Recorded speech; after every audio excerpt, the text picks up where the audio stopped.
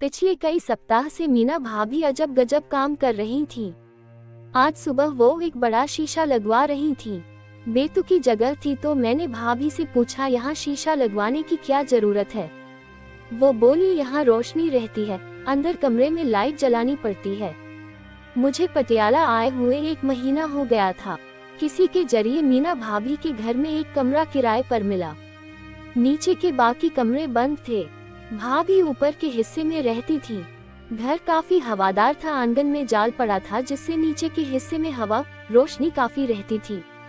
उनके पति सुबह 5 बजे काम पर निकल जाते थे, दोपहर लौटते और हर शाम मित्र मंडली के बीच बिताते थे। दोनों के कोई बच्चे नहीं थे। मेरी नौकरी शाम की थी, अक्सर देर रात लौटता था। सुबह जब आंख खुलती थी तो ऊपर से भाभी की ही आवाज आती रहती थी। बीच बीच में वो चलती फिरती भी दिखती थी, लेकिन बाहर शीशा लगवाना मेरी समझ से बाहर था। अगले दिन सुबह जल्दी उठा लेकिन सोने का नाटक करता रहा। दरअसल मुझे देखना था कि शीशे का क्या इस्तेमाल होना है। मेरी निगाह शीशे पर ही टिकी थी जो मेरे कमरे से साफ दिख रहा था। भाभी तैयार होकर बाहर आए और शीशे के आगे खड़ी हो गई। मैं उनको काफी देर तक निहारता रहा। तभी मेरा मन उन पर आ गया। वो अपने कमरे में वापस चली गई और वही सब सोचे जा रहा था।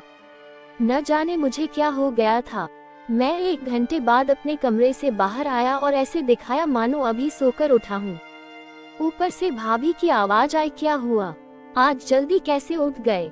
मैंने कहा, जल्दी नहीं, देखो लो मैं तो अपने समय पर उठा हूँ। भाभी ने मुस्कुरा कर कहा, जब उठ जाते हो तो अंदर लेटे क्यों रहते हो? नहीं भाभी, ऐसा नहीं है। ऐसा कहकर मैं अपने कमरे में घुस गया। मैं काफी हैरान था। क्या भाभी ने मुझे देख लिया था? क्या मेरी चोरी पकड़ी गई? ऐसे कई सवाल थे जो सुलझने बाकी थे। अगले दिन किराया देने मैं ऊपर गया तो जानबूझकर शीशे के पास गया। शीशा देखते ही मेरी धड़कन बढ़ गई क्योंकि उसमें मेरे कमरे के भीतर का पूरा नजारा दिख रहा था। मैं सकपका कर पीछे घूमा तो भाभी मुस्कुरा रही थी तो मैं हड़बड़ा कर नीचे उतर आया। भाभी की मुस्कुराहट से साफ हो गया था कि उन्होंने भी शीशे में मुझे देख लिया था। मैं शर्म से पानी पानी हो रहा था और भाभी थी कि मुझे छेड़ने का कोई मौका नहीं छोड़ रही थी।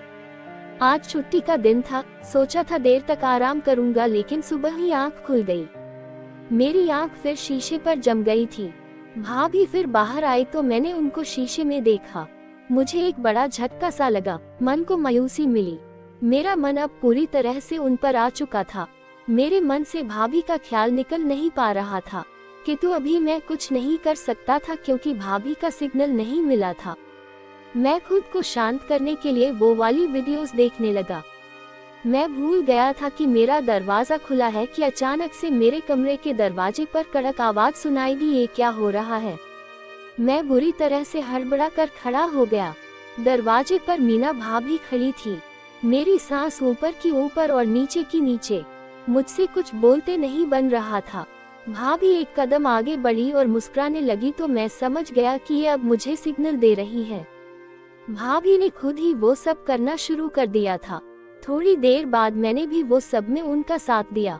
मैंने भाभी से पूछ ही लिया कि यह शीशा क्यों लगवाया था तो उन्होंने कहा ताकि मैं तुम्हें देख सकूं और तुम्हारे कमरे का नजारा भी देख सकूं। उन्होंने आगे बताया कि मैं देखना चाहती थी कि जब मैं तैयार होने आऊं तो मन उन्हें देखता हूं या नहीं, वो सब जानना था। मैंने इसकी कारण पूछा तो भाभी ने कहा, मैं उन्हें अच्छा लगता हूं।